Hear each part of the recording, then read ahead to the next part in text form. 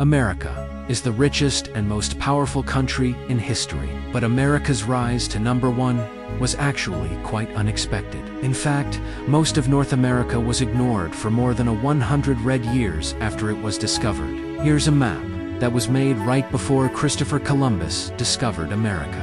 The Vikings said they had discovered an island somewhere over here, but no one realized that it was actually a continent. So, Columbus believed that he could find a trade route to Asia by sailing west, but actually, he found some islands in the Caribbean Sea. Columbus didn't find the spices he was expecting, but he still believed that he was close to India. So, he called the natives Indians, got some goodies, and took them back to the King and Queen of Spain. "Hey, your majesties, I just got back from Asia. Great dot. Where are the spices?" "Well, we haven't found the spices yet, but they've got lots and lots of gold." "Now you're talking. Columbus, go back.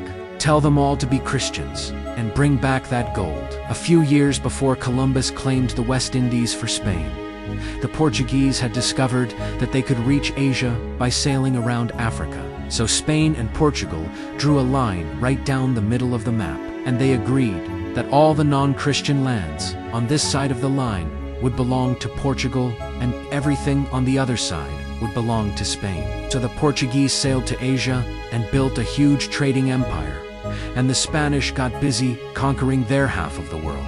All of the interesting parts of the Americas were down here, where there was lots of gold, silver, and people. So that's where the Spanish went. Actually, the Spanish also sent an expedition into North America in 1539, but they didn't find gold and silver, so they mostly ignored all these useless lands up here in North America. The English actually sent an explorer to North America, while the Spanish were still exploring the islands in the Caribbean. That was 16 years before the Spanish discovered Florida. But after that, the English waited almost 100 red years before they tried to colonize America. England's first colony was established at Roanoke, North Carolina in 1585.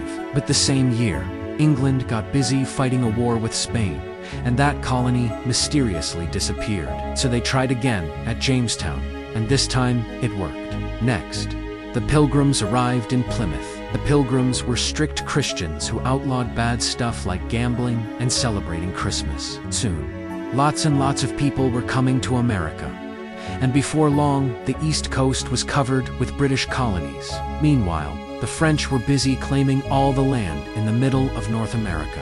Now, it's 1754, and it's time for a war to figure out who really owns what in America. New France has a population of about 60,000 people, so they team up with some Indian tribes to help them fight. That's why it's called the French and Indian War. The British colonies have a population of more than 1 million people, and they also team up with some Indian tribes. Who do you think won? That's right. The British beat the French. At the same time, there was also a big war back in Europe, and when it was over, it was time to redraw the map. France gave half of Louisiana to Spain before the war was over, to make sure Britain didn't get it. Then, after the war, France had to give the other half of Louisiana to Britain. France also had to give Canada to Britain. Now, Britain had lots of land in America, but Britain had also spent lots of money on the war, and now they needed money. Hey colonies, you know that expensive war we helped you win. Yeah, thanks for the help. Sure, no problem, by the way. We are going to start collecting lots and lots of taxes to pay for all the help we give you. What? You never help us. We're the ones who are always helping you. And how can you tax us if we don't get to vote? The colonists weren't happy with the new taxes, and the disagreement turned into a fight. And from a fight into a revolution. On the 4th of July, 1776, the Americans declared their independence from Great Britain. And that was the beginning of the United States of America, right?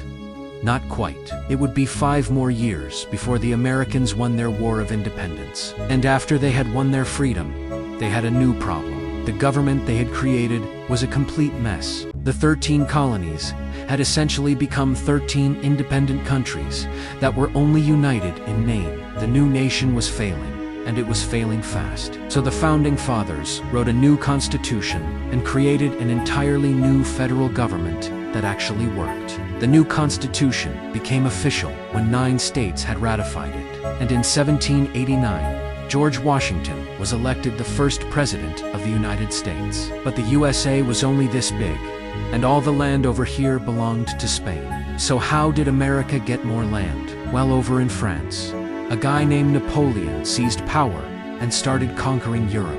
Napoleon also wanted to build an empire in America, so he made a deal with Spain that would give Louisiana back to France. But the Americans needed to use the Mississippi River to send goods to and from other places, and they were afraid of what Napoleon might do if he controlled the river. So America asked France to sell New Orleans to them. You know my plans for a great empire in North America, but now I must invade Britain. We can build our empire in America after we defeat the British. But if the Americans discover our plans for America, they will support Britain, which could be fatal. But if we sell Louisiana to the Americans, they will be our friends forever, and Britain will be ours. It would be foolish to sell our largest territory, and the Americans only want New Orleans. Enough.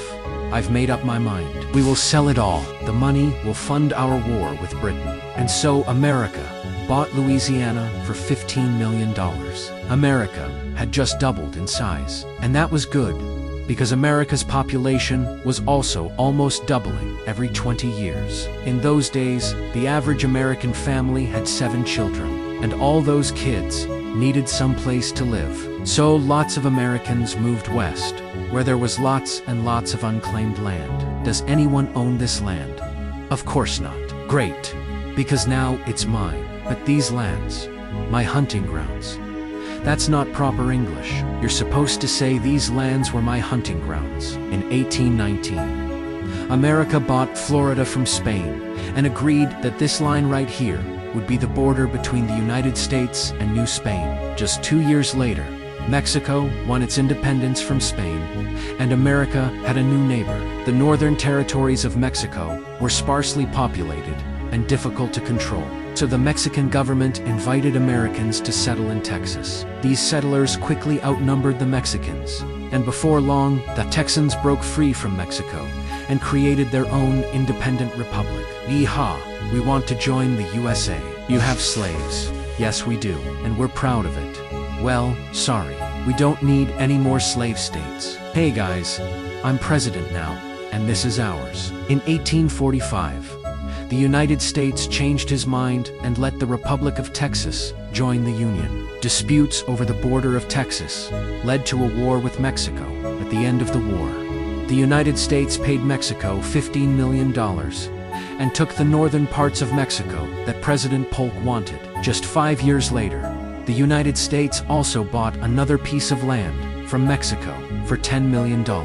Meanwhile, the British agreed to let the Americans have all of the Oregon Territory below this line, as long as the British could have everything above the line.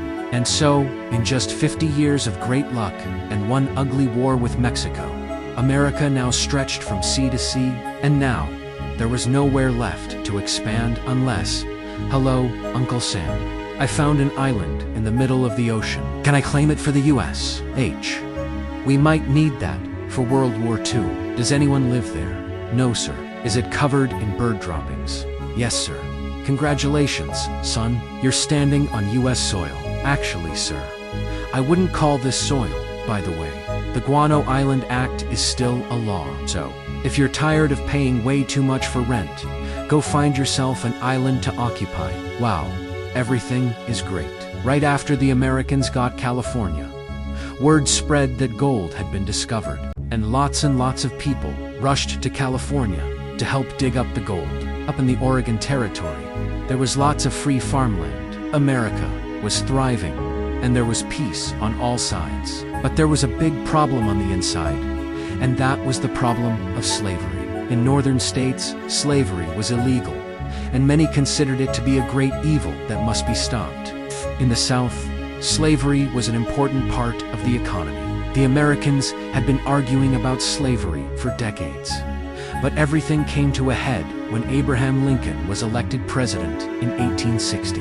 Many people in the South believed that Lincoln would abolish slavery. So most of the slave states separated from the United States and made their own country.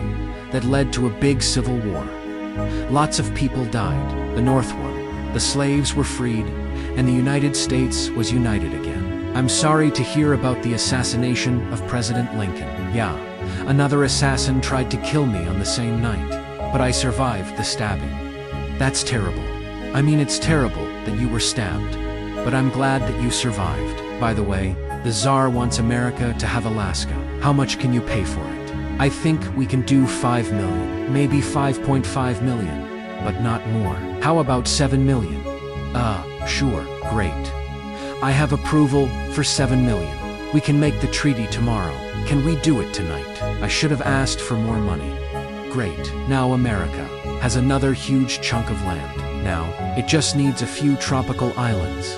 Hey, look at that. Some American businessmen have taken control of the Hawaiian Islands, and they're asking the United States to annex them. But the President of the United States said no. He believed that America must be a just and law-abiding nation that never misuses its great power to take advantage of the weak. But others feared that if America didn't get involved in the affairs of Hawaii, another great power like Germany or Japan would come and take the islands and use them as a base to attack.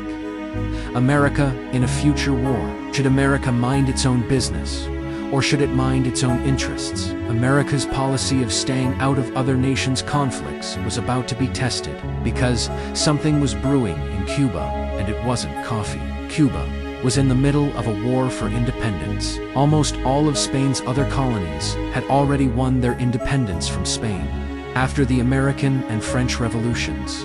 But Cuba, Puerto Rico, and the Philippines were still colonies of Spain. The Cuban War for Independence was constantly in American newspapers, and most Americans sympathized with the revolutionaries. In 1898, after an American warship sank in a mysterious explosion, the U.S. told Spain to leave Cuba, or else. Spain responded by declaring war on the United States. Then the U.S. quickly captured Cuba, Puerto Rico, and the Philippines, effectively bringing an end to what remained of the Spanish Empire that Christopher Columbus had begun. During the Spanish-American War, the U.S. also annexed Hawaii, which was becoming an important naval base.